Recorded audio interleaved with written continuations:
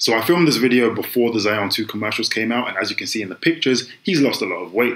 It doesn't change anything I'm going to say in the video, but I just wanted to appreciate the work that he's put in. I also got the chance to see him live in the flesh, courtesy of my friend Mo, aka the Hoop Genius, who's to the left of Zion right now, and I can definitely confirm that he is in good shape.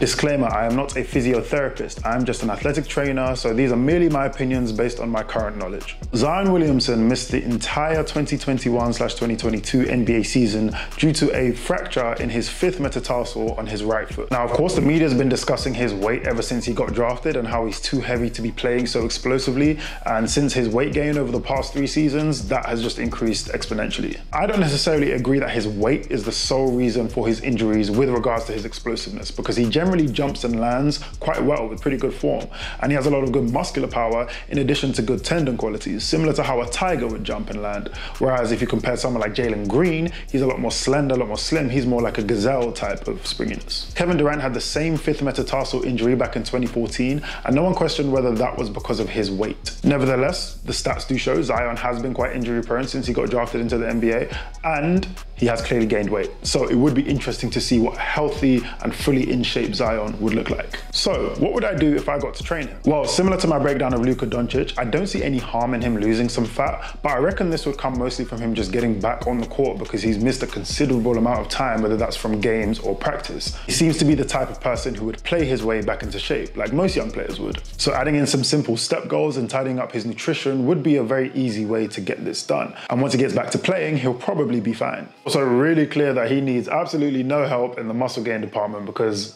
we've seen how lean and muscular he was whilst he was at Duke. So it's more a case of just teaching him how to manage this as he ages and progresses through his career. But my real concern and focus, if I was going to train him, would be to do with his posture. I think it's no surprise to anyone that when you look at him walk, you can see that he kind of walks a bit funny. He leans really heavily to his right side. To me, that suggests that there are imbalances in his kinetic chain. And interestingly, when you look at his injury history, a lot of the injuries he's had are on that right side of his body. So the infamous shoe burst that he had whilst he was at Duke, and the meniscus tear in his knee that prolonged his NBA debut were all on his right leg. And so I'd speculate that his hips are overcompensating for that joint weakness lower down in his kinetic chain, which is what causes that waddle. So of course, I'd want to work on balancing those joints in his lower legs, but with a particular focus on his hips, because they're the part that are overcompensating, and eventually if they go down, then it's likely that the rest of his lower body is going to follow. And then hopefully once you can balance all that out, then it should hopefully act as some prehab to any injuries that would be self-inflicted. Now, if you like this breakdown, then you should definitely check out some more on the channel. And you can also head over to www.elitesmartathletes.com for a free vertical jump workout and see the other options you have to train with me.